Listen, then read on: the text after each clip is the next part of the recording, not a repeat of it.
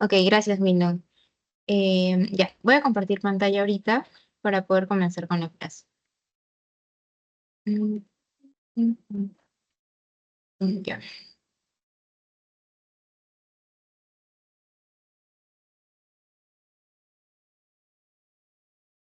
Listo, chicos.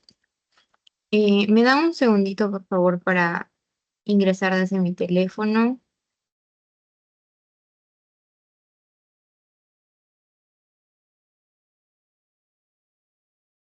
Y, a ver, ya.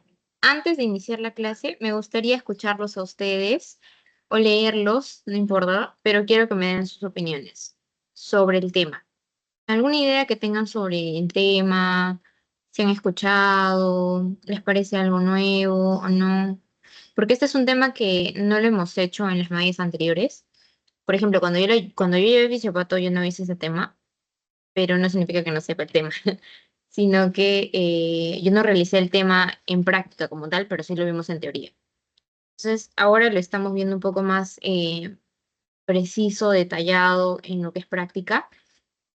Así que me gustaría escucharlos, chicos.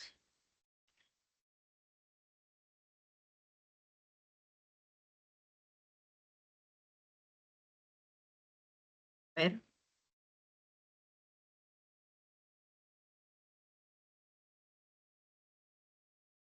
El factor de infección predispone.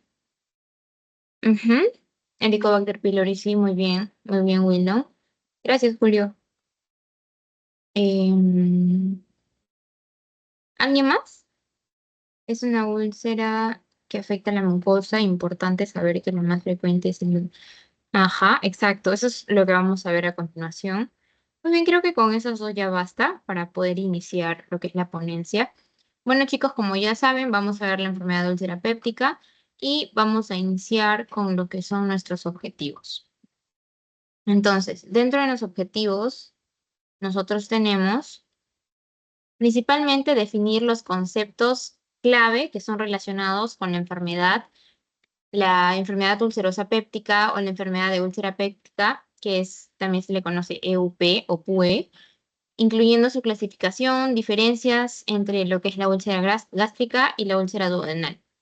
También al finalizar la clase, vamos a describir y comprender cuál es la fisiopatología de la existencia de la EUP o el desarrollo de esta enfermedad, explicando los mecanismos por los cuales el desequilibrio entre factores agresivos y defensivos conduce a la formación de estas úlceras.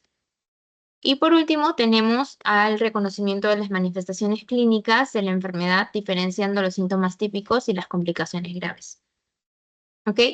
Entonces, continuamos. En primer lugar, antes de irnos de frente a lo que es la enfermedad, me gustaría ver cuál es el concepto de úlcera. Yo lo definí aquí como una discontinuidad de un epitelio que compromete las capas subyacentes de la mucosa o la piel, resultante de necrosis celular y una respuesta inflamatoria prolongada. ¿Qué es lo que quiere decir esto en pocas palabras? Una úlcera va a ser un daño a nivel del tejido, básicamente.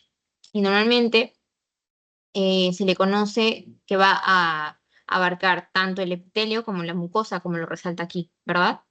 Y esto va a generar necrosis, básicamente. Pero en pocas palabras, a ver, en dos palabras, ¿cómo podrían definirme úlcera?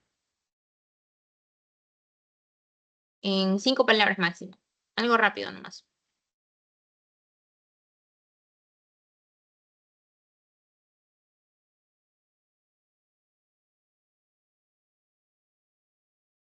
A ver si alguien se anima o no. Si no, ya pasamos con lo que sigue.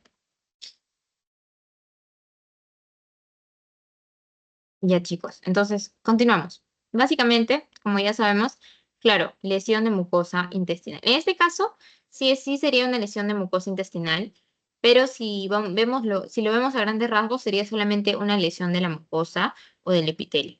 Sí, en realidad se podría definir como una lesión de tejido, básicamente. Entonces, ya yendo específicamente a lo que es una úlcera péptica, podemos desglosar esto en dos partes, lo que es una úlcera y lo que es péptica. Acá, perdón, me parece que estaba leyéndolo en inglés porque en inglés es peptic ulcer y lo cambié, pero en realidad úlcera significa rotura de una membrana o de un tejido y péptica hace referencia a lo que es gastro. ¿Por qué hace referencia a lo que es gastro? Porque la localización, si bien es cierto, vamos a tenerla en su mayoría a nivel del estómago y a nivel del duodeno proximal, esta también puede encontrarse o puede desarrollarse en un porcentaje mínimo del 5% o menos a nivel del esófago, del yeyuno o del duodeno distal, como lo estamos viendo aquí. Pero, ¿cuáles son las principales? Las principales es la úlcera gástrica y la úlcera duodenal. Por eso es que se ha clasificado como estos dos tipos de úlceras. Sí, eso nada más para que tengan en cuenta de que podría existir otro tipo de úlcera péptica, sí, según su localización, pero actualmente se conoce su clasificación como estas dos porque son las más comunes. Sí, entonces, a nivel de una localización un poco más específica, quisiera mencionarles que la úlcera gástrica, un momento, por favor, no me quiere salir. Ahora sí. Quiero un lapicito, no puedo, ya, como no tengo el lapicito, necesito que miren este punterito celeste que está en la pantalla. Voy a explicarles un poco más sobre la localización de manera más específica. A ver, no sé por qué no me sale el lápiz. Un momento, por favor. Ah, si no me equivoco, está abajo, en la parte de abajo. Sí, sí, pero me sale la cosita de mi laptop, el menú, y ahora sí, listo. Ahora sí me sale, ya. Ya, entonces, sí se ve lo que escribo, ¿verdad? Sí, Ya, ok. Entonces, en la úlcera gástrica nosotros tenemos que normalmente esta va a encontrarse a nivel de la curvatura menor del estómago. Y nosotros sabemos, claro, por anatomía, que esta es la curvatura menor, esta es la curvatura mayor, y aquí comienza el duodeno, ¿verdad? Eso se le conoce como ¿qué? ¿Cómo se le conoce anatómicamente esta parte? pílora. ¿Se acuerdan, chicos? ¿Cómo? ¿Cuál? Esta parte, donde inicia el duodeno. Pílora. Ujú.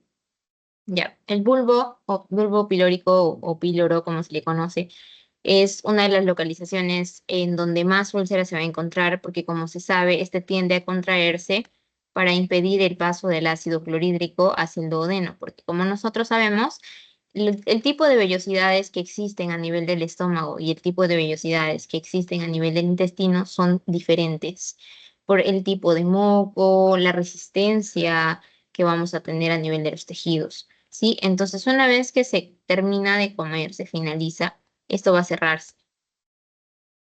Pero si nosotros tenemos una sobreproducción de ácido clorhídrico, puede que esto se cierre, pero como está muy lleno, esto va a tender a pasar también.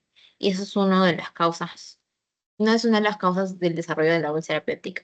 Me estoy adelantando un poquito, pero estoy tratando de que ustedes también como que capten la idea de por qué estos dos lugares son los más comunes normalmente en el desarrollo de las úlceras pépticas. ¿Ok? Entonces, ya teniendo esto en cuenta, podemos definir a la úlcera péptica como tal. Uy, lo siento. Ya, ahora sí. Podemos definir a la úlcera péptica como tal, que es daño del estómago e intestino delgado, básicamente, son los lugares más comunes, generado por un imbalance del ácido estomacal y los factores protectores. Aquí quiero que tengan en cuenta que la fisiopatología de esta enfermedad va a ser muy simple en realidad, porque si bien es cierto, tenemos factores etiológicos que van a causar el desarrollo o el ahondamiento más profundo de esta patología, quiero que tengan en cuenta que esta va a desarrollarse a partir de un desnivel de unos factores protectores y de los factores que van a generar daño. Entonces, normalmente nosotros tenemos una balanza así en nuestro cuerpo, ¿ok? Esto va a encontrarse así. Uy, uy, esto se encuentra así, ¿ok? Normalmente eso debería estar así recto. Pero si nosotros tenemos un caso de una úlcera péptica, si tenemos en cuenta que esos son los factores dañinos y estos son los factores protectores, para el desarrollo de una úlcera péptica, esto no va a encontrarse de manera equitativa, sino que va a encontrarse inclinado, ¿verdad? Los factores dañinos van a encontrarse con mayor peso y los factores protectores no. Entonces, esto es lo más importante que entiendan, ya que más adelante vamos a ir detallando básicamente quiénes o cuáles son los factores que entran en este grupo y los factores que entran en este otro grupo. ¿Ok?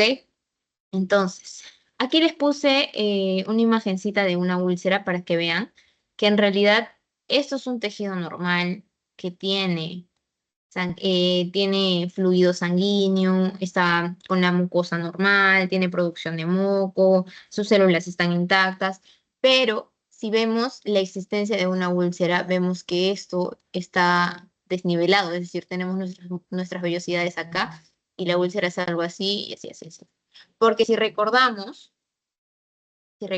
chicos, yo les mencioné que la úlcera va a abarcar todo lo que es la mucosa, ¿verdad? Puede llegar a abarcar toda la mucosa e incluso puede llegar a pasar un poco más. Pero normalmente se han encontrado que el máximo nivel de esta úlcera va a llegar hasta la muscularis de la mucosa, ¿sí? Que es la última capa, la muscularis de la mucosa, ¿sí? Ya luego están en el resto de capa, básicamente. Entonces, esas son las generalidades de lo que es la úlcera péptica. Ahora vamos a adentrarnos un poquito más en lo que son generalidades ya, pero en relación a lo que es el estómago. Aquí vamos a recordar cuáles son las capas del estómago. Nosotros tenemos aquí diferentes capas, ¿verdad? Primero está el epitelio, ¿sí? El epitelio, que ¿cuál es su principal función? Absorción y secreción. ¿Y qué es lo que va a hacer? Va a sintetizar moco y va a sintetizar también enzimas digestivas. A ver, dígame dos enzimas que va a sintetizar el epitelio estomacal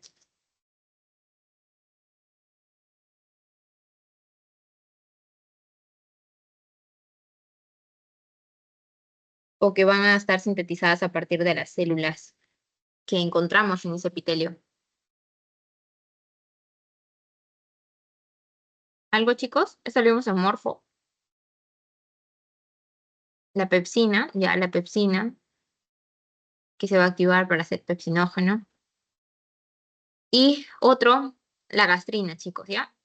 Esos son dos ejemplos, gastrina, pepsina, entre otros. Ya, pero esos son los más importantes. Luego tenemos aquí a la lámina propia, que va a ser el límite, que va a estar acá, la lámina propia, donde vamos a tener la presencia de, tiene sangre y vasos linfáticos.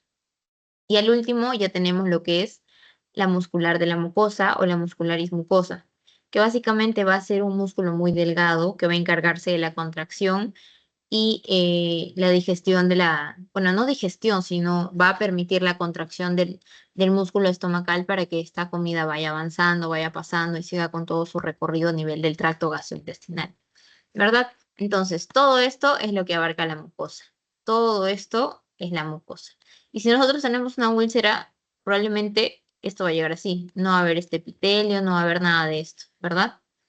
Entonces, a grandes rasgos, ¿qué estaríamos afectando? No va a haber qué, no va a haber moco, no va a haber enzimas digestivas y por ende tampoco no tendríamos ácido clorhídrico, ¿verdad? Lo que nos deja expuestos a un sinnúmero de infecciones. Eso es nada más para que lo tengan. Ahora vemos un poco de lo que es la anatomía del estómago, de manera general. ¿Cuáles son las partes generales? Aquí tenemos el cardias, luego está el fondo, el cuerpo que abarca todo esto, el antro pilórico y aquí la división, ¿verdad? Aquí termina el estómago, comienza el duodeno, que es el esfínter pilórico. O si quieren llamarlo el píloro, básicamente. Pero para que sean un poco más específicos, pueden decir que es el esfínter pilórico. A partir de aquí ya es el duodeno. Entonces, en la diapositiva anterior yo les estaba mencionando que hay dos lugares en los que las úlceras van a centrarse en mayor cantidad. ¿Alguien puede decirme cuáles son esos dos lugares? O uno, al menos. Quiero que me digan, no me digan estómago y duodeno. Quiero que me digan en qué parte del estómago y en qué parte del duodeno.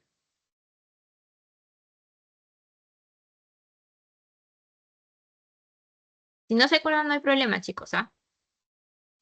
Dígame con un emoji o con un mensajito, no importa.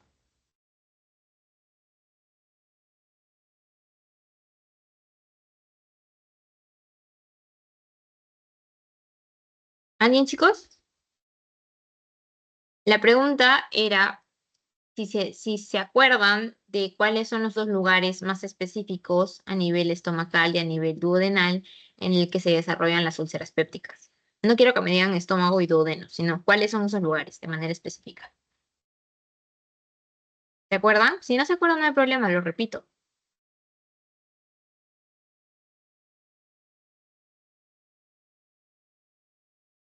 Ya, ya, cerca. El antro pilórico no, porque estaría cerca, o sea, estaría perteneciendo a lo que es el estómago. En realidad es el esfínter pilórico. El esfínter pilórico y toda la parte del duodeno proximal. Todo esto porque estaría en contacto con lo que es el ácido clorhídrico, ¿verdad? El ácido clorhídrico del estómago. Y a nivel estomacal nos estaríamos refiriendo a lo que es la curvatura menor. ¿Por qué? Porque normalmente esta no tiene contacto con lo que es el ácido clorhídrico en mayor cantidad, por lo que esta va a estar más así inclinada. Pero cuando hay una sobreproducción de ácido clorhídrico, como en este caso, vamos a tener una afectación a nivel de la mucosa. ¿Ok? Entonces, continuamos. Nada más para recordarles, chicos, dentro del epitelio o dentro de todo lo que es la mucosa, nosotros contamos con diferentes tipos de células. Y aquí quise enfatizar en cuáles son las células que encontramos en mayoría a nivel de cada parte del estómago. A nivel del cardias encontramos en su mayoría células foveolares, aún se me complica el nombrecito este, las células foveolares que van a encargarse de la secreción de moco, que básicamente se compone de agua y glicoproteínas. ¿Ok? Y el moco básicamente va a funcionar como una barrera protectora de lo que es este epitelio.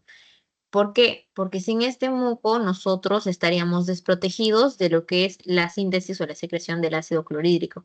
Porque como nosotros sabemos, al estar expuestos a este ácido clorhídrico que va a descomponer los alimentos para su digestión, si digiere, si descompone los alimentos, va a pasar lo mismo con nuestro tejido, volviéndonos muchísimo más susceptibles al desarrollo de alguna úlcera, ¿verdad? Luego tenemos a lo que es el fondo y el cuerpo, que básicamente es esto y el cuerpo, donde en su mayoría vamos a tener lo que son las células parietales y las células principales. Las células parietales se van a encargar de lo que es la secreción de ácido clorhídrico y las células principales se van a encargar de lo que es la secreción de pepsinógeno, que es un zimógeno muy importante para la digestión de lo que son las proteínas. Por último, tenemos a lo que es el antro pilórico, que es esta partecita de acá. En el antro pilórico nosotros vamos a encontrar a las células G. ¿De qué se encargan las células G? Las células G se van a encargar de la síntesis y también de la secreción de lo que es la gastrina. ¿Alguien me puede decir cuál es la función de la gastrina? Es que se acuerdan, chicos.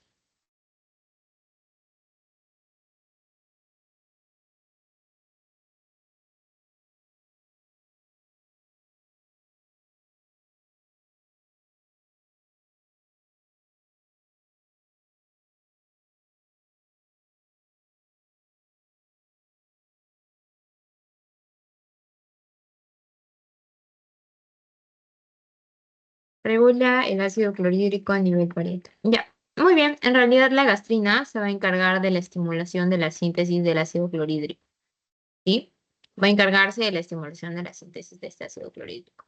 Es importante que sepan que estas células G también van a encontrarse a nivel del páncreas y a nivel del duodeno, pero en menor cantidad, ¿ok? Están en menor cantidad. Luego, aquí les puse básicamente cuáles son las razones por las que se desarrolla una úlcera péptica gástrica y una úlcera péptica duodeno. En caso de la úlcera péptica gástrica, vemos que en realidad va a ser un daño, una deficiencia en cuestión del mecanismo de defensa de la mucosa. Porque les dije, si no hay moco, ¿a qué estamos expuestos? Al ácido clorhídrico que va a generar un daño a nivel de toda esta mucosa, ¿verdad? Luego, si tenemos una úlcera péptica duodenal, estamos viendo que una de las principales razones va a ser por el incremento de la producción de ácido estomacal. Ya que como les dije, aquí nosotros tenemos esto, ¿verdad? Aquí está nuestro estómago. Nosotros vamos a comer y comer y comer, pero en un punto nuestro estómago también va a empezar a sintetizar lo que es el ácido clorhídrico, porque nosotros tenemos diferentes reflejos, ¿verdad? Y uno de los reflejos más importantes, o por no decir el principal para la síntesis de este ácido clorhídrico, va a venir a partir de quién. ¿Se acuerdan de cuál es el nervio que se va a encargar de inervar todo este sistema gastrointestinal? Además de que tiene otras múltiples funciones y que en realidad su nombre no combina con todo lo que hace. Exacto. El nervio vago, que es el 10, ¿verdad? Ujú, muy bien, chicos. El nervio vago va a encargarse de estimular la síntesis también de este ácido clorhídrico para la digestión de lo que son los alimentos. ¿Ok? Entonces, si tenemos una úlcera péptica duodenal, va a darse por un incremento de la producción de ácido. Puede ser por una sobreestimulación de este nervio vago, puede ser por enfermedades o comorbilidades propias de la persona que van a generar que empiece a tener un ambiente de hipersecreción ácida o por otros motivos que ya vamos a ir viendo. ¿Ok? ¿Alguna duda hasta aquí, chicos? ¿Se me ha entendido? ¿No se me ha entendido nada?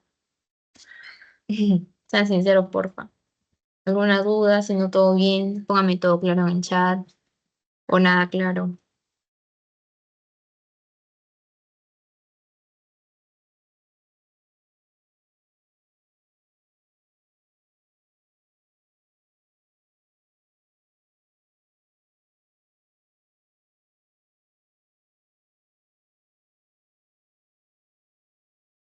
Ya, gracias, Julio. Entonces seguimos.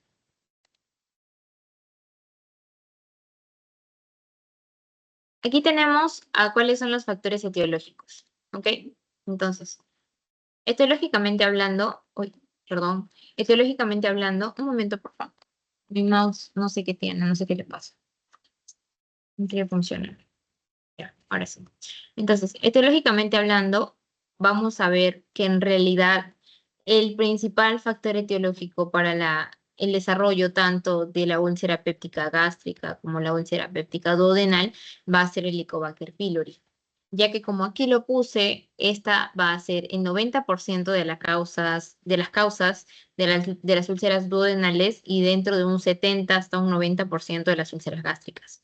Entonces, aquí les puse algunos datitos del Helicobacter pylori, nada más para que lo tengan en cuenta. Es una bacteria de tipo Bacillus gram negativa y sus factores de virulencia. Esto sí quiero que lo tengan muy, muy en cuenta. No se olviden jamás de esto porque esto también les va a servir para lo que es el cáncer estomacal, el cáncer de estómago, donde lo van a ver un poco más a profundidad, pero que se agrega una PPT con la fisiopatología del Helicobacter pylori. ¿Ok? No tan centrada en lo que es cáncer, pero sí explicando cuáles son los factores de virulencia. Entonces, esto se acuerdan, los factores de virulencia que son la ureasa, el CAC-A, BAC-A y los cilios.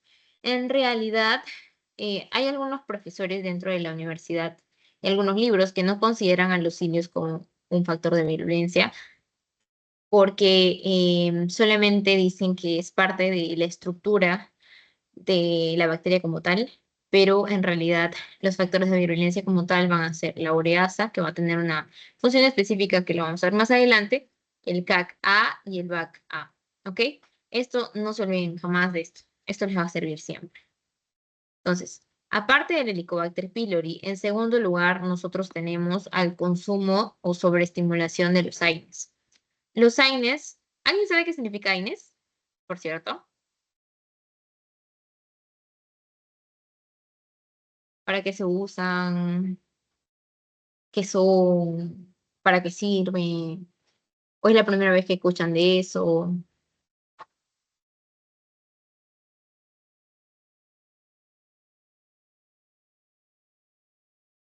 Antiinflamatorio no esteroideo. Ujú. Los AINES son fármacos antiinflamatorios no esteroideos. Dentro de estos, el más común, ¿cuál sería? El paracetamol y la aspirina. ¿Ok? Son los más comunes. ¿Qué se usan para qué? Para desinflamar. Entonces, ¿Por qué se dice que los AINES es una de las más importantes razones etiológicas para el desarrollo de una úlcera péptica?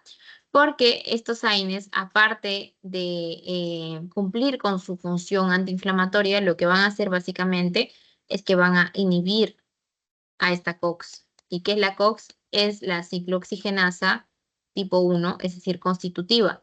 Y en general, los AINES van a inhibir a las COX, tanto a la COX-1 como a la COX-2. Pero en este caso nos importa la COX-2, ¿sí? Esta es una cadena inflamatoria, básicamente. Entonces, ¿qué es lo que va a hacer la COX-2? En nivel del estómago y del intestino va a tener, es lo que nos importa ahora. Lo que va a hacer esta COX es que va a principalmente disminuir la síntesis del ácido clorhídrico y aumentar la síntesis del moco. Eso es lo que más nos importa ahora, ¿sí? Solamente quiero que se acuerden de esto, porque creo que algunos no están llevando fármaco, bueno, no importa, pero eso es lo que nos importa del tema, ¿sí? Que va a disminuir el ácido clorhídrico, es decir, va a controlar los niveles de ácido clorhídrico y va a aumentar la síntesis de moco. Entonces, traducción, ¿qué quiere decir? Disminuye los factores agresivos o dañinos y va a aumentar los factores protectores, ¿sí? Para que exista un balance. Si no tenemos a esta COX, los niveles de ácido clorhídrico van a salirse de control, van a empezar a aumentar porque no van a tener un pare, van a aumentar y los niveles de moco se van a mantener como bajos, porque no hay un estímulo de las prostaglandinas como tal que les va a decir, ¿sabes qué? Necesito que me sintetices más moco. Aparte de disminuir lo que es la síntesis del ácido clorhídrico, perdón, van a aumentar lo que es la síntesis del bicarbonato. Para que se acuerden la fórmula, ¿ya? Del bicarbonato. El bicarbonato es HCO3. ¿Ya? Esto acuérdense porque me vino en un examen y algunos compañeros no se acordaban de cuál era la fórmula y por eso no marcaron la respuesta. ¿Sí? Entonces, aquí, ¿qué es lo que va a pasar los AINES? ¿Qué es lo que van a hacer? Van a suprimir a la COX-1, que es la ciclooxigenasa constitutiva 1, y esto va a afectar directamente a lo que es el estómago, al intestino, el riñón y las plaquetas. ¿En qué modo afecta al estómago? Va a disminuir la síntesis de bicarbonato, va a disminuir la síntesis de moco y va a aumentar, o bueno, no va a tener control de lo que es la síntesis de ¿qué? Del ácido clorhídrico. ¿Sí? Si nosotros tenemos un incremento en el ácido y no tenemos un moco que nos proteja de ese ácido, obviamente vamos a formar una herida o una ruptura a nivel de lo que es el epitelio, o en este caso la mucosa, ¿verdad? Entonces, seguimos. Aquí también tenemos al factor genético y grupo sanguíneo joven. ¿Qué es lo que pasa aquí? Esto más es genética que otra cosa, solamente para que lo tengan en cuenta. ¿Por qué se dice que también va a ser un factor de riesgo ser de grupo sanguíneo?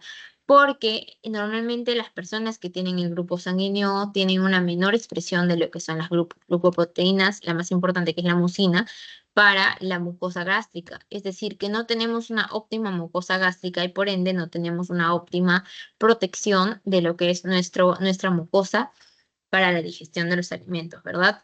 Así como también tenemos una menor expresión de lo que son las glucoproteínas en la mucosa gástrica. Es decir, aparte de no tener un buen moco, no tenemos una buena protección, ¿sí? Aquí también tenemos a lo que es el síndrome de Zollinger-Ellison y este síndrome de Zollinger-Ellison básicamente se va a caracterizar por ser un gastrinoma. ¿Qué es un gastrinoma? Un gastrinoma va a ser un tumor o una neoplasia maligna que va a constituirse básicamente de células G. ¿Y se acordaban de cuál era la función de las células G?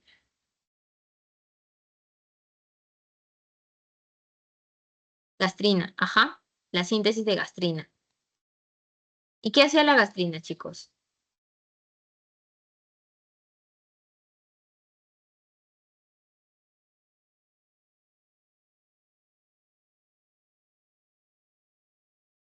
¿Se acuerdan qué hacía la gastrina?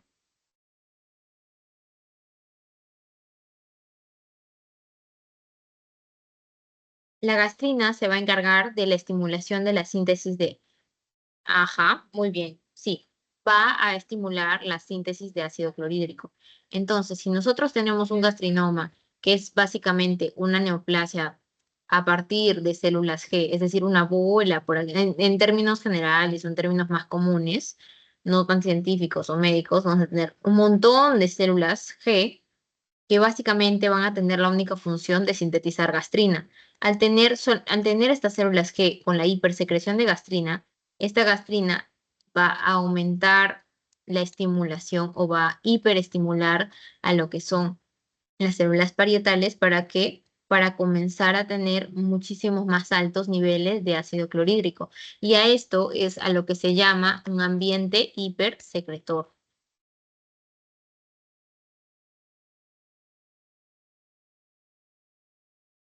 Un ambiente hipersecretor, ¿ok?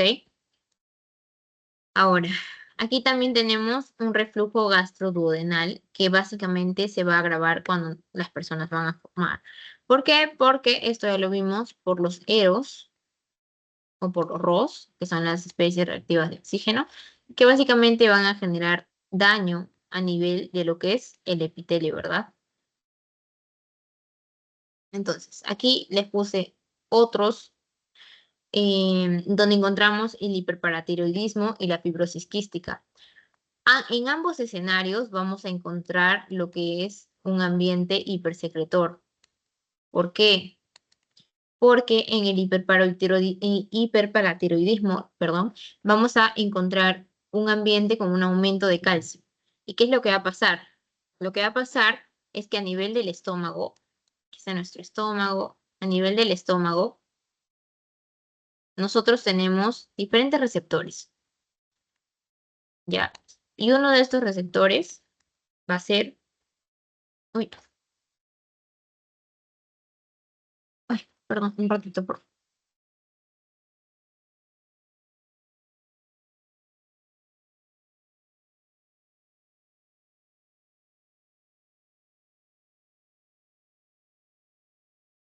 Ya, ahora sí, perdón. Uno de estos receptores o uno de estos canales va a ser el canal de calcio. Ya no puedo escribir acá. Voy a escribir aquí, ¿sí? Va a ser el canal de calcio de tipo L. Estos canales de calcio son muy sensibles a los niveles de calcio. Van a ser dependientes de voltaje. Entonces, si nosotros tenemos un aumento de calcio, estos canales van a activarse, van a aumentar a funcionar y esto también es lo que va a causar ¿qué cosa? Va a causar un aumento de el ácido clorhídrico, porque se va a sobreestimular la célula. En este caso se va a sobreestimular la célula parietal, ¿sí? Para generar un ambiente de hipersecreción. Al igual que la fibrosis quística. En este caso no tenemos algo tan directo como lo que es el hiperparathiroidismo, pero también tenemos un ambiente hipersecretor. ¿Por qué? Porque nosotros vamos a observar en este caso el aumento del CTRF. ¿Qué es el CTRF? El CTRF viene a ser un regulador de conductancia de receptores de transmembrana de la fibrosis quística. ¿Y qué es lo que va a hacer? Este en realidad no va a aumentar a lo que es el nivel del ácido clorhídrico, sino que va a aumentar, perdón, va a disminuir los niveles de bicarbonato a nivel del estómago. Entonces no va a haber una neutralización y si no hay neutralización, el ácido clorhídrico va a seguir funcionando, va a formarse un ambiente hipersecretor. Además, lo que va a hacer es que va a disminuir o va a modificar lo que es el pH de los órganos y básicamente en este caso lo que nos importa es el pH estomacal. ¿Sí? Porque básicamente está inhibiendo el bicarbonato, entonces no va a haber una reacción que va a causar pues una nivelación o una anulación del ácido. ¿Sí? ¿Alguna duda, chicos, con lo que es la etiología?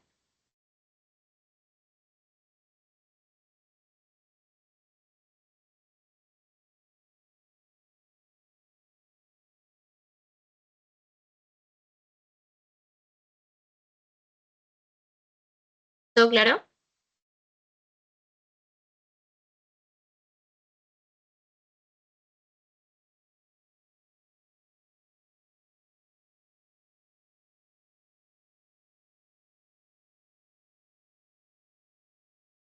Ya, muchas gracias. Entonces, continuamos. En la epidemiología les puse algo corto nada más, porque en realidad es son números que, si bien es cierto, son importantes, pero no son tan actuales. ¿Ok? Entonces, solamente para que lo tengan en cuenta, esto va a afectar a una población del 5 al 10% a nivel de todo el mundo. Y tiene una incidencia anual del 0,1 y 0,3. Esta enfermedad va a incrementar su desarrollo unas 4 veces más cuando nosotros consumimos AINES en exceso, claramente en exceso, porque los AINES son muy buenos antiinflamatorios para poder controlar lo que es la fiebre o algún proceso inflamatorio en nuestro cuerpo como respuesta, y también cuando tenemos una infección de Helicobacter pylori. Entonces, si nosotros tenemos cualquiera de estos dos, nuestras probabilidades de poder desarrollar una úlcera péptica va a ser 4 veces más que una persona que no tenga un consumo excesivo de AINES o que no tenga una infección por Helicobacter pylori. Entonces, a nivel del Perú, yo encontré una investigación del 2005-2010, en realidad terminó con los datos en 2005, que se realizó a nivel del Hospital Daniel Alcides Carrión. ¿Ok? Entonces, dentro de este estudio se encontró que casi el 50% de todas las úlceras pépticas van a ser úlceras duodenales. Entonces, la incidencia que más casos tiene o la incidencia más alta de úlceras pépticas van a ser los casos de úlceras duodenales. Eso tenganlo muy en cuenta, ¿sí? Y en caso de tener una infección por Helicobacter pylori, vamos a tener que esta se estuvo del 100% de las personas con úlcera péptica, un 65,3% de estos casos ha tenido una infección por Helicobacter pylori. De estas dos, la que ha tenido mayor número ha sido la úlcera duodenal. Entonces, si yo les pregunto cuál es el principal agente etiológico para el desarrollo de una úlcera péptica, sería Helicobacter pylori. Y si les pongo más específico, o si les viene en su examen más específico, ¿cuál es el principal factor etiológico para el desarrollo de una úlcera péptica duodenal? Sería Helicobacter pylori. ¿Sí? Ténganlo muy en cuenta eso. Entonces, dentro de todos estos casos, un 40,5% de toda la población ha sido hospitalizada y había unas 1.074 defunciones reportadas. ¿Ok? Entonces, se llega a la conclusión que en Perú existe una prevalencia de Helicobacter pylori entre el 35 y el 90% de la población. Y esto va a ser mucho más alto a nivel de personas que tienen un nivel socioeconómico bajo. ¿Ok? Esto lo vamos a ver en lo que son los factores de riesgo. Y es importante mencionar que actualmente hay estudios que dicen que la incidencia de la enfermedad de la úlcera péptica ha disminuido, lo mismo que a nivel de la hospitalización y la mortalidad que se encuentra asociada como tal. Y esto se debe porque a raíz de las mejoras de la higiene y también las terapias efectivas. ¿Sí? Entonces, continuemos. Dentro de los factores de riesgo, aquí les puse, chicos, miren, aquí está la balancita. Los agentes dañinos y los agentes de defensa o protectores. Los agentes dañinos, aquí quienes están, el ácido y la pepsina, ¿verdad? Porque estos van a generar un daño a nivel de la mucosa. Mientras que los factores protectores tenemos a quienes, a la mucosa, al bicarbonato, a las células epiteliales íntegras como tal. Y esto normalmente debería encontrarse, sí, recto. Pero en nuestro caso, siempre va a encontrarse así, ¿ok? Entonces, aquí tenemos también, dentro de lo que son los factores de riesgo, vamos a encontrar a lo que genera una hipersecreción de ácido estomacal, que va a, bueno, concluir en lo que es una ulceración. Vamos a tener al estrés, al alcohol, a la cafeína, a fumar y a las comidas muy condimentadas. ¿Sí? ¿Por qué? Porque básicamente todo esto va a debilitar a lo que es la defensa de la mucosa como tal, ¿sí? Luego tenemos a lo que son los medicamentos y aquí dentro de este grupo ingresan ¿quiénes? Ingresan los AINES. Los AINES y los esteroides, básicamente. Pero aquí, esos son los AINES, ¿ya? Los AINES y los esteroides. Y la más importante sería ¿quién? La Helicobacter pylori. Esa es la más importante. Luego de esto ya sigue lo que es el ambiente de hipersecreción, perdón, los AINES, y luego ya está el ambiente de hipersecreción. Otros vamos a tener aquí. El síndrome de Zollinger-Ellison, que se basaba en qué. ¿Cuál era la neoplasia que teníamos en el síndrome de Zollinger-Ellison, chicos?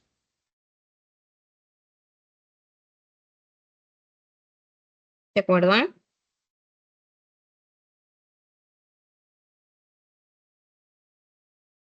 Gastrinoma. muy bien, Willow.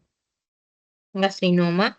Por ende, vamos a tener mucha gastrina y por ende vamos a tener, ¿qué cosa? Una hipersecreción de qué? De ácido clorhídrico. Muy bien, chicos. Me alegra que estén atentos. También vamos a tener una mastocitosis sistémica. Se dice en realidad que vamos a tener mastocitosis sistémica. ¿Por qué? Porque vamos a tener un incremento de lo que son los mastocitos. ¿Sí? Y a nivel de nuestro estómago, nosotros tenemos diferentes receptores, como les estaba diciendo. Tenemos un receptor de gastrina, tenemos un receptor de pepsina, tenemos un receptor de calcio, de canal tipo calcio, y también tenemos un receptor H2 y H1. En el caso del estómago está el H2, ¿sí? Es decir, un receptor de histamina. Sí, los mastocitos van a liberar histamina. Y si tenemos mucha cantidad de histamina, ¿qué es lo que va a pasar? Vamos a tener, perdón, mucha cantidad de mastocitos, vamos a tener mucha cantidad de histamina. Al tener mucha cantidad de histamina, esto también va a llegar a nivel de lo que es el receptor H2 o el canal H2. ¿Qué es lo que va a pasar? Se va a estimular, ¿verdad? ¿Y qué es lo que va a generar? Este H2 lo que va a hacer es que va a comenzar a estimular a lo que son las células parietales y pues esto termina en qué? En una hipersecreción de ácido clorhídrico. ¿Ok? ¿Por qué se dice que se tiene como un factor de riesgo a las personas de bajos recursos? Eso no lo incluí porque quiero que lo discutamos acá. ¿Tienen alguna idea, chicos?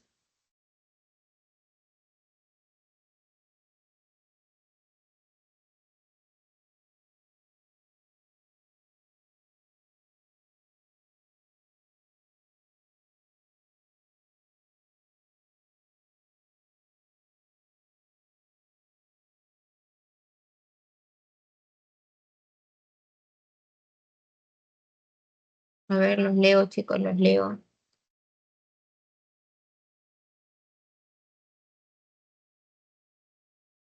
Por la higiene y el hacinamiento. Ajá, Julio, estaba preguntando de que por qué creen que las personas que normalmente tienen un nivel de bajo de socioeconómico tienden a estar como considerados como factores de riesgo para el desarrollo de una úlcera péptica.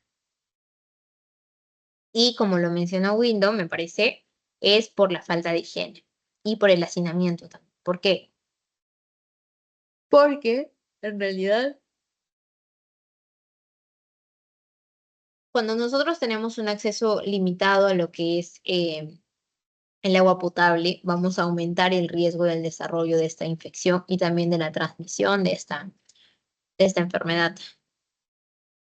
¿Ok?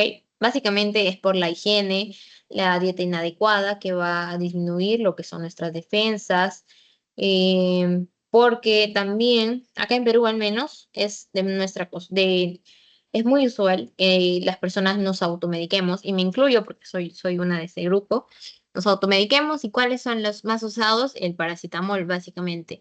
Si nosotros no tenemos un control adecuado del uso del paracetamol, vamos a poder generar ¿qué cosa? Un ambiente de hipersecreción en nuestro estómago y probablemente estemos generándonos a nosotros mismos, ¿qué cosa? Una úlcera péptica. Así que mucho cuidado, chicos. Ok, entonces continuamos.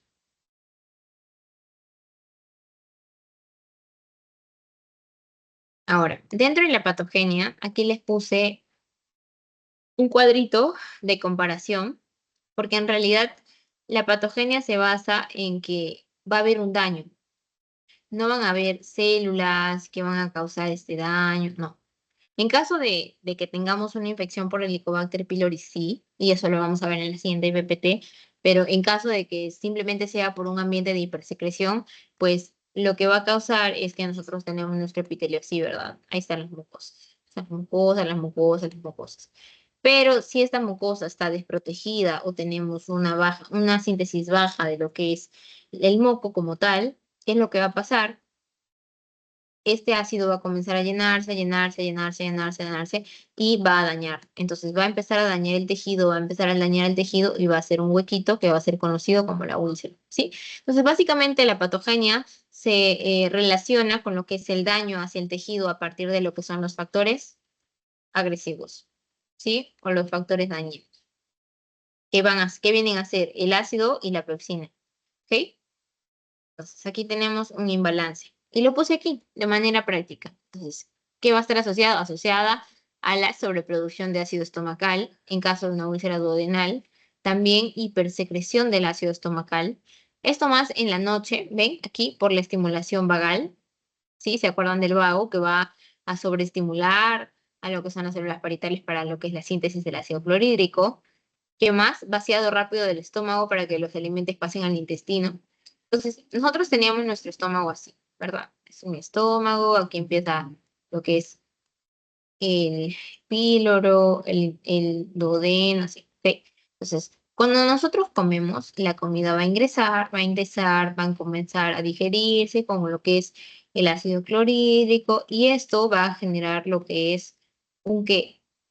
Lo que va a generar es que va a mandar como señales o estimulación. No recuerdo muy bien el nombre de cómo se le decía, pero básicamente va a mandar señales de que ya comimos, ya estamos digiriendo la comida, estamos en un proceso de comer y va a empujar todo esto hacia dirección del duodeno. Al momento de empujar, el músculo de la mucosa, perdón, el músculo estomacal va a empezar a contraerse y por ende también el píloro. Pero este píloro, una vez que todo esto ha pasado, va a cerrarse, va a contraerse. ¿Para qué? Para impedir el paso del ácido clorhídrico, porque como le estaba mencionando al inicio, ambos, si bien es cierto, van a ser tejidos muy parecidos, son muy diferentes al mismo tiempo, porque este va a tener mucho más producción de moco para la protección en contra del ácido clorhídrico y también va a tener muchas más vellosidades. ¿Ok? Entonces, ¿qué más? Infección por Helicobacter pylori. Acá también es infección por Helicobacter pylori, ¿ya? No se olviden. En ambas está. Ahora, en caso de tener una úlcera gástrica, también vamos a tener un desequilibrio, pero en este caso vamos a tener el nivel de ácido clorhídrico en niveles normales, o bueno, en su mayoría van a ser normales. En este caso vamos a tener, ¿qué cosa? Una defensa de la mucosa disminuida, ¿ok? La defensa de la mucosa va a estar disminuida. Entonces, este va a encontrarse, asociado en lo que es la deficiencia del mecanismo de defensa de la mucosa y el ácido se va a encontrar normal o bajo, en realidad, porque básicamente el problema vaya a ser en la mucosa, no en el ácido, ¿sí? Entonces, en la úlcera gástrica, problemas en lo que es factores protectores y en la úlcera duodenal, factores dañinos o agresivos, ¿ok? Entonces, seguimos.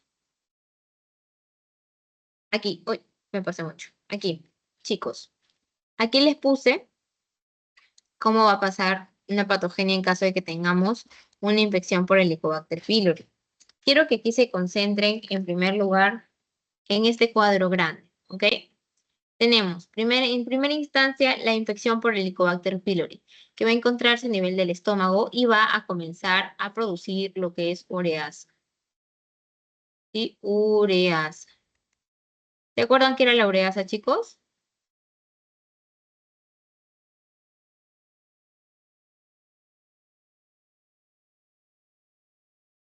¿Se acuerdan, chicos, qué era la ureasa?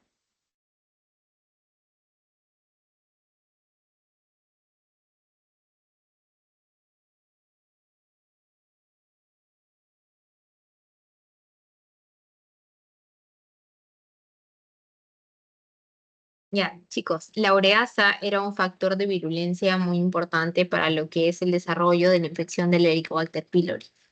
¿Ok? Entonces, comienza a sintetizar ureasa, ¿para qué? Para poder yacerse a nivel o establecerse a nivel de la mucosa. Una vez que se establece a nivel de la mucosa, ¿qué va a pasar? Aumenta el pH gástrico que va a estimular lo que son las células G antrales. Y esto, ¿qué es lo que va a ocasionar? Va a ocasionar un aumento en la liberación de gastrina. Si nosotros tenemos mayor gastrina, ¿qué es lo que va a ocurrir? Vamos a aumentar la síntesis del ácido clorhídrico, ¿verdad? Luego, ¿qué va a pasar? Vamos a tener una duodenitis péptica con metaplasia pilórica.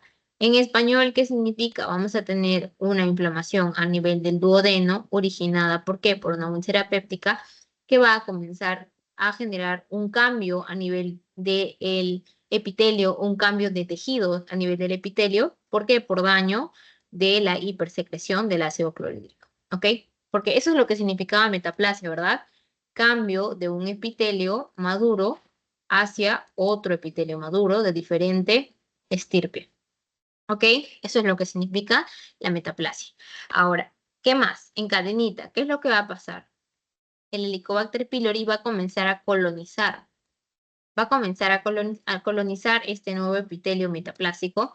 Luego, ¿qué va a pasar? Va a aumentar que la secreción hacia el estómago, porque el Helicobacter pylori ya comenzó a desarrollar más factores de virulencia como tal, y por ende ya puede sobrevivir a este tipo de ambiente. Y luego, ¿en qué va a terminar? En una inflamación y una ulceración, ¿sí? Eso es a grandes rasgos lo que va a pasar a nivel de la fisiopatología de lo que es la úlcera péptica. Pero ahora, yéndonos un poco más específicos a lo que es el Helicobacter pylori, chicos, si tienen cualquier pregunta, pónganlo en el chat o alcen su manito para poder aclararla acá, ¿ok? Entonces, seguimos. Si nos vamos a ver de manera un poco más específica lo que es el Helicobacter pylori, acá no es, ignoren esto no. Ya, el Helicobacter pylori, ¿cuáles eran los factores de virulencia? ¿Se acuerdan? La ureasa, la CAC-A y la BAC-A. Y aquí les puse, en manera de resumen, qué es lo que va a hacer cada uno de estos factores. La ureasa lo que va a hacer es que va a generar un daño en la mucosa y va a disminuir el ácido clorhídrico a través del amoníaco. ¿Esto por qué lo hace? Porque nosotros, en realidad, nosotros tenemos factores de protección y dentro de eso está considerado el ácido clorhídrico en niveles normales.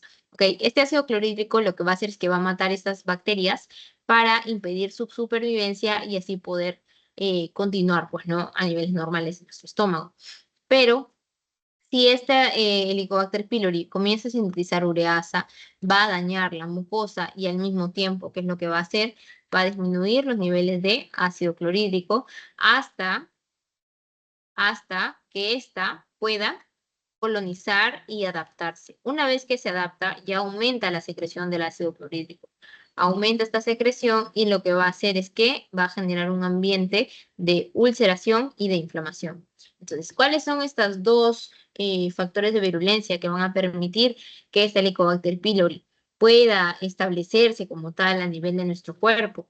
Va a estar la CAC-A a través de la interleucina 8 y la inhibición de la apoptosis. ¿Esto qué es lo que quiere decir?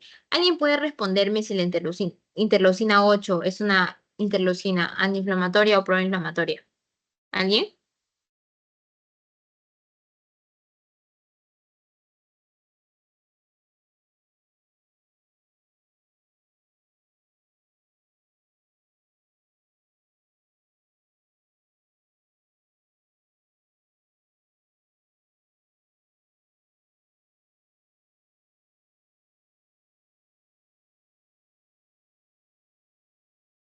Chicos, ya. Para terminar rápido, lo voy a hacer yo ya, ¿ok? Entonces, va a inhibir a la apoptosis y también va a inhibir a la interleucina 8. La interleucina 8 básicamente lo que se va a encargar es del desarrollo de la quimiotaxis, de la atracción de los neutrófilos. ¿Para qué? Para que estos neutrófilos puedan actuar y puedan eliminar a lo que es este agente patógeno, ¿verdad? Por último, tenemos a lo que es la VAC-A y esta VAC-A va a generar un daño en la mucosa porque esta es una exotoxina. Es una toxina básicamente que va a comenzar a dañar a la mucosa hasta, pucha, que ya no quede ningún tipo de eh, de tejido dentro de ese espacio, ¿ok? Además, también encontramos a lo que es la mucinasa, la lipasa y la proteasa, que básicamente lo que van a hacer es que van a generar un daño a nivel de la mucosa. ¿Alguna duda, chicos, con respecto a lo que es la patogenia en relación a lo que es la infección por el Helicobacter pylori? Esto lo van a ver un poquito más amplio, como les digo, en cáncer de estómago, porque ahí les explican ya cómo actúa la KK para la tumorogénesis, el desarrollo del tumor, cómo pasa a ser de una metaplasia a una neoplasia, ¿ok? ¿Todo claro, chicos?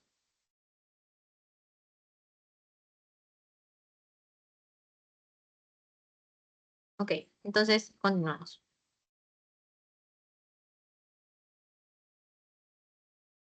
Aquí les agregué una PPT de histopatología para que tengan en cuenta cómo se ve una úlcera.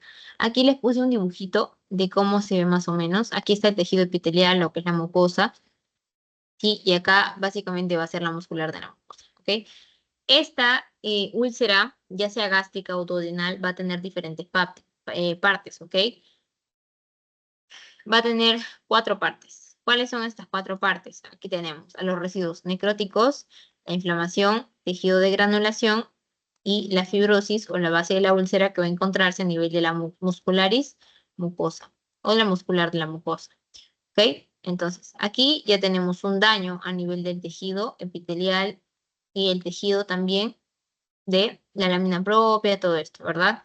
Entonces aquí vamos a encontrar residuos necróticos ya de qué es el daño que ha causado. Puede ser esta hipersecreción o también el factor de lo que es el Helicobacter pylori, ¿sí? Y aquí vamos a encontrar una capa de exudado purulento o fibrino purulento que va a ser básicamente los restos de estas células muertas, ¿verdad? ¿Qué es un exudado, chicos? ¿Alguien sabe qué es un exudado? A ver, ¿quién es el valiente?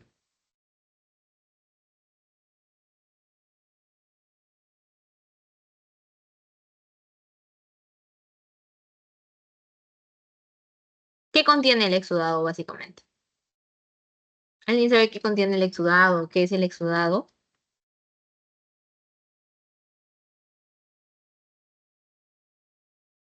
Chicos, un exudado es básicamente ya, pero en este caso es el aumento de las células inflamatorias. Ujú. Ya, en este caso al exudado se le va a llamar a lo que es un líquido o bueno, en este caso a una aglomeración de lo que son las células proinflamatorias, ¿ok? Ujú. Proteínas, células muertas del mundo. Exacto. Eso es lo que define, lo que se define el exudado. Proteínas, células muertas, leucocitos y líquidos. ¿Sí? En este caso vamos a tener purulento o fibrino purulento. Que básicamente aquí va a estar con pus y aquí va a tener lo que son tejidos fibrosis y también pus. En la inflamación vamos a encontrar lo que son las células inflamatorias agudas, como quienes los neutrófilos, ¿verdad? Neutrófilos van a encontrarse acá en mucha cantidad. Luego vamos a encontrar el tejido de granulación, que ya es básicamente parte de la reparación del tejido que está tratando de hacerse. Y por último, la fibrosis, que ya es un tejido dañado por todo este proceso que ha pasado esta mucosa. ¿Ok? Entonces, aquí les puse unas fotos donde se ve claramente lo que es esta parte de la mucosa gastrointestinal y esta es una úlcera. ¿Ven cómo se ve? Esta ya es la muscular de la mucosa, si se dan cuenta. Esta es la muscular de la mucosa, ¿ok? Y casi llega hasta aquí, ¿ven? Si se dan cuenta, la muscular de la mucosa está aquí. Y el punto más bajo de esta úlcera es justo colinda con la muscular de la mucosa. Entonces, toda esta parte ha sido dañada, ¿sí? Por los factores que hemos visto antes. Y aquí tenemos otra úlcera ya con cada parte, ¿verdad? Aquí tenemos a la mucosa súper sana. Aquí tenemos al inicio de esta úlcera, la muscular propia, la submucosa, ¿ok? Entonces, todo esto es la úlcera, ¿verdad? Y si queremos definir, aquí sería la parte fibrótica, aquí sería la parte de necrosis, aquí sería la parte de granulación, entre otros, ¿verdad? Entonces tenemos, ¿cuántas partes? 1, 2, 3, 4. ¿Se puede observar aquí las 4? No. Aquí ya no porque son tejidos muertos. Pero si tendríamos aquí un poquito de inflamación con mucha cantidad de células, eso significa que es inflamación. Abajo de la inflamación estaría la granulación, que ya básicamente es un tejido que está en proceso de reparación. Y por último, que es la fibrosis, que es un tejido dañado que no puede repararse. ¿Ok? Continuamos. Ahora, es importante mencionar que esta enfermedad es famosa, es conocida en realidad por las complicaciones que trae como tal. Y dentro de estas complicaciones, la más usual es la del sangrado y la perforación. ¿Ok? ¿Por qué? El sangrado, normalmente porque una persona se da cuenta, pues por la melena que va a tener, ¿verdad? Que son las heces negras, que son heces con restos sanguíneos, ¿ok? Y esto va a ocurrir básicamente entre un 15 y un 20% de todos los pacientes. Esto va a poner en peligro a la persona, va a poner en peligro a la vida de la persona, porque básicamente te estás desangrando constantemente hasta que te des cuenta y va a representar un 25% de las muertes por úlcera. Entonces, si te preguntan cuál de las complicaciones de la úlcera péptica es la más común, tú vas a responder el sangrado, ¿ok? Luego tenemos a la perforación. En este caso, ¿por qué? Porque nos estaríamos generando una sepsis a nosotros mismos, ¿verdad? Porque en nuestro estómago, ¿qué tenemos? O en el intestino, ¿qué tenemos? Tenemos, en el estómago tenemos ácido clorhídrico, tenemos pepsina, tenemos alimentos y otro. Eso va, ¿qué es lo que va a hacer? Que va a generar una contaminación sistémica a nivel de todo el cuerpo, va a inducir a sepsis y por ende, ¿qué es lo que pasa? Muerte, ¿verdad? Lo mismo, si tenemos el duodeno va a perforarse, puede salir el ácido clorhídrico, puede salir esta comida ya digerida. ¿Y qué es lo que va a pasar? Inflamación por reconocimiento de lo que es agentes extraños y qué va a pasar después de eso, sepsis y muerte. ¿Ok? Esto va a ocurrir en el 5% de los pacientes y va a representar 2/3 de la muerte por úlcera. ¿Ok? Esto va a generar mucho más muerte que el sangrado, dense cuenta. Y la transformación a malignidad, que es el paso de lo que es la metaplasia hacia una neoplasia, que les estaba explicando anteriormente, va a ser menos del 1% de los casos, porque una neoplasia ya va a encontrarse más relacionada con la infección del Helicobacter pylori y las úlceras de manera crónica que no han sido curadas. ¿Ok? Entonces, también vamos a tener una obstrucción y esta puede darse por el edema generado a partir de la inflamación. Perdón, chicos, no me sale. Ya, ahora sí. Entonces, esto va a generarse por un edema, que es básicamente un tejido edematizado, es esto. Acá tenemos una inflamación. Es igual que cuando le sale un granito, se inflama, ¿verdad? Se edematiza, porque a veces lo reventamos y sale como que pus y sale también un liquidito. Entonces, ese tejido se ha edematizado a partir de la inflamación de tanto estar tocándolo y tocándolo y tocándolo constantemente, ¿sí? Se va a edematizar y por ende va a impedir el paso de lo que son los alimentos. La cicatrización, ¿por qué? Si nosotros tenemos un tejido cicatrizado aquí, aquí está. Uy. Si nosotros tenemos un tejido cicatrizado aquí, las vellosidades hasta aquí van a comenzar a funcionar bien, ¿verdad? Pero de alguna u otra forma esto va a obstruir porque no va a permitir el paso normal de lo que son los alimentos. Y por último, esto va a ocurrir en aproximadamente el 2% de todos los pacientes. ¿Ok? Continuamos. En las manifestaciones clínicas, en realidad se dice que un 70% de los pacientes son asintomáticos y normalmente esto se dan cuenta cuando tienen molestias, cuando comen o después de que comen, ¿ok?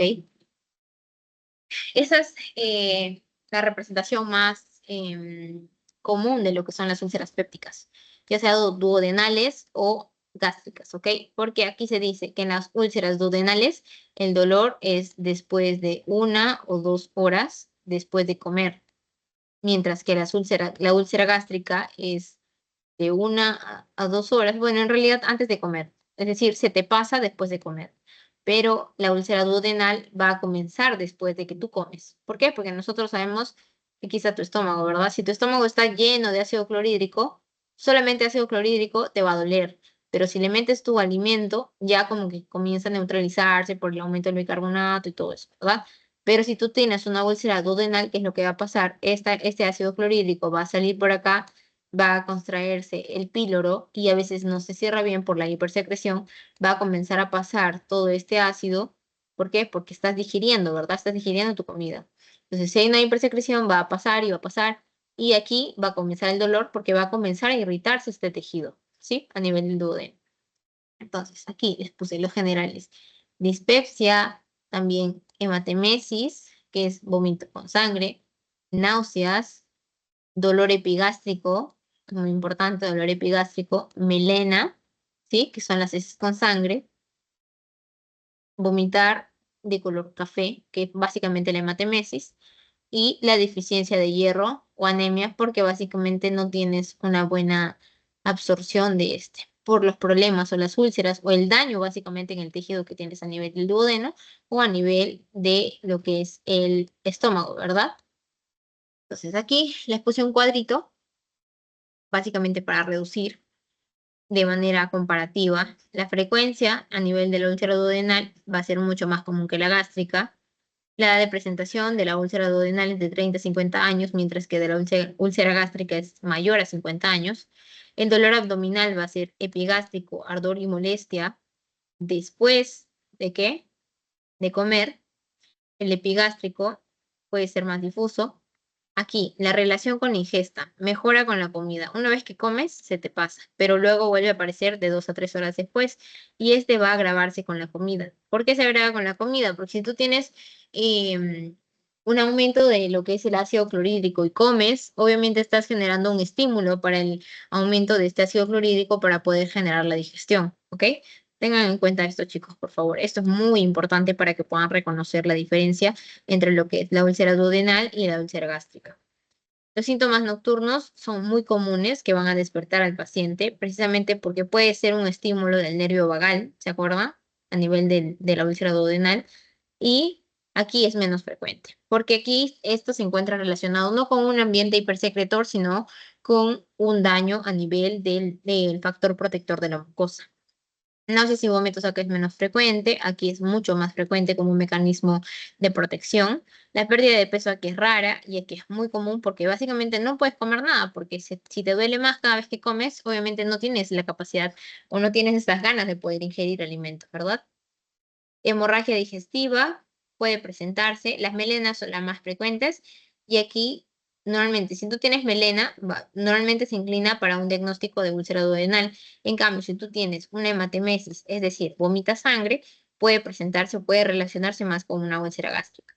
Las complicaciones más comunes, ¿qué es lo que va a pasar? En ambos va a ser la hemorragia. ¿Ok? Luego sigue la perforación y en este caso sería la obstrucción y en este caso sería ¿qué cosa? La malignización para el desarrollo de lo que es ya un cáncer gástrico. ¿Ok? Aquí seguimos. Aquí también les puse unas diferencias ya. Nada más para repasar, incidencia es 4 veces más común que las úlceras gástricas. La edad es acá ya le bajó más, de 25 a 40, pero pueden considerarlo a partir de 30 a 50 años en realidad. Como ustedes gusten, es manejable. Y este va pues más allá de la sexta década, es decir, más de 50 años. La patogénesis es daño en las mucosas por hiperacidez, es decir, hipersecreción, y la úlcera gástrica es por un defecto a nivel de la mucosa, a nivel de la protección de la mucosa. Sitio, primera parte del duodeno o también el píloro, y aquí curvatura menor en la unión del cuerpo y el ano. Curvatura menor del estómago, básicamente para que se acuerden, ¿ok? Y eso fue todo, chicos. ¿Alguno tiene alguna pregunta, comentario, algo, sino para ya iniciar el quizzes?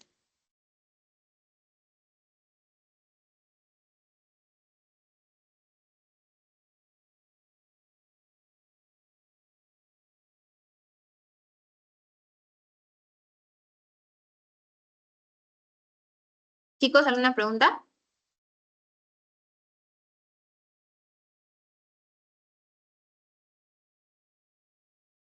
Nada, ok. Entonces, ahorita les paso el link del quizzes. Gracias, Wildo. Les paso el link del quizzes para que puedan entrar y contestar las preguntitas, ¿ok? En las preguntas del quizzes que hice son básicamente todo lo que les he preguntado, perdón, todo lo que les he comentado dentro de la ponencia están en este quiz. Un momentito, voy a dejar de compartir.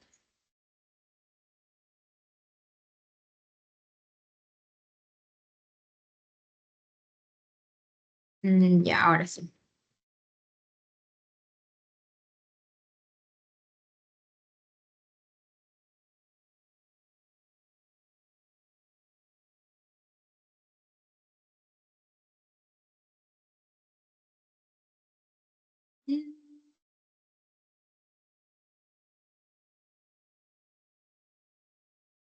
Les paso por el chat el link y también el código, ¿ok?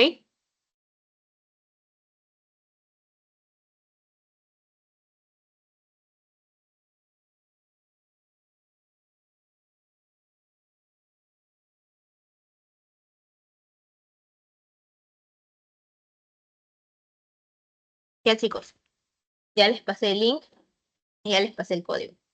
Vamos ingresando, por ¿sí? Para poder ya darle finalización a esto. So, gracias, Julio.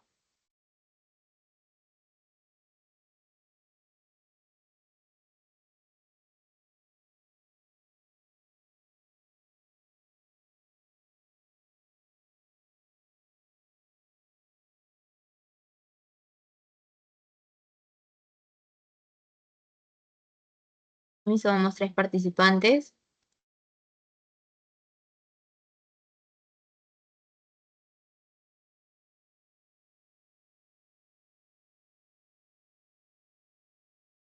Llevamos 5.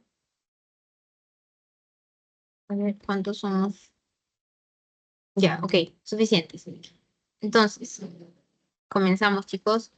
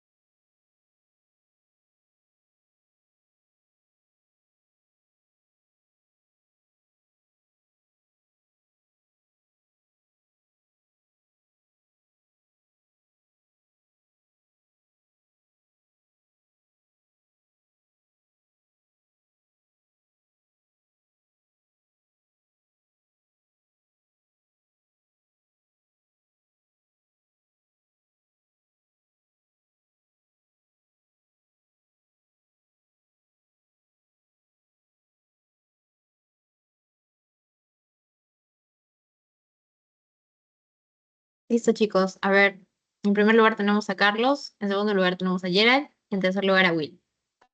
¿Ok?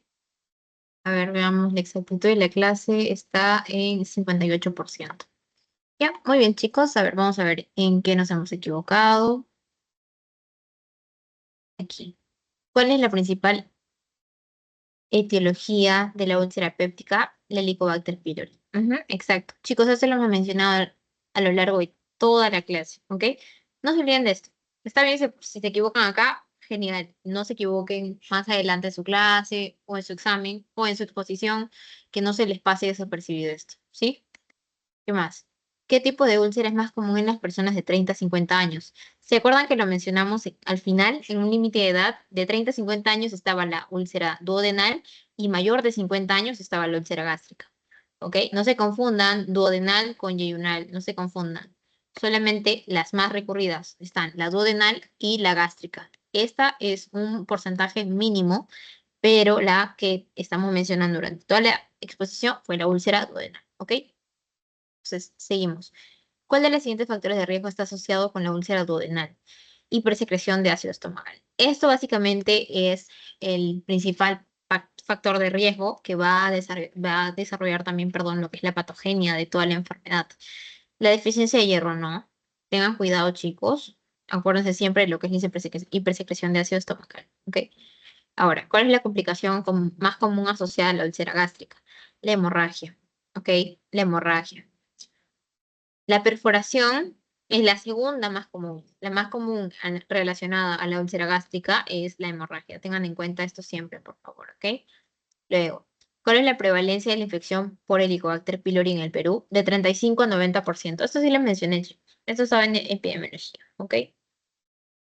¿Qué más? ¿Qué complicación puede ocurrir en el 15 del 20% de los pacientes con úlcera péptica? Sangrado, ¿se acuerdan? La hemorragia es lo más común, porque luego, ¿qué seguía? La perforación estaba en un 5% aproximadamente, la obstrucción ya tenía un porcentaje mínimo y lo más común era la hemorragia o el sangrado, ¿sí? Luego, ¿qué tipo de células en la mucosa gástrica se encargan de la secreción del ácido clorhídrico? Las células parietales. Ujú. Las células foveolares se encargaban de la síntesis del muco. Acuérdense de eso, ¿ok? ¿Cuál es un factor de virulencia del Helicobacter pylori? La lactosa, no, me da aquí muy bien, la ureasa. La ureasa era la ureasa, la BAC-A, la CAC-A, ¿ok? Acuérdense de esos tres. ¿Qué tipo de úlcera se agrava con la comida? La úlcera gástrica. Sí, la úlcera gástrica, porque si tú tienes un déficit en lo que es tu protección del moco, y tienes ácido clorhídrico que está en tu estómago, al comer, al tener ingesta de alimentos, esa cantidad de ácido clorhídrico va a aumentar y por ende va a generar más daño. ¿Ok? ¿Qué más? ¿Qué porcentaje de úlceras duodenales se asocia con la infección por Helicobacter pylori? Aquí es 65%, chicos. Acuérdense siempre. Ya, este 90% está bien, es considerable en realidad, está bien. 90, aquí habían dos respuestas correctas. 90 y 65%. Va del 65% al 90%. Muy bien a todos los que respondieron 90%. Bueno, chicos, muchas gracias. Eso ha sido todo por hoy. Espero que les haya gustado la clase. Pasen una bonita noche, bonita noche del día de San Valentín. Cuídense mucho, chicos.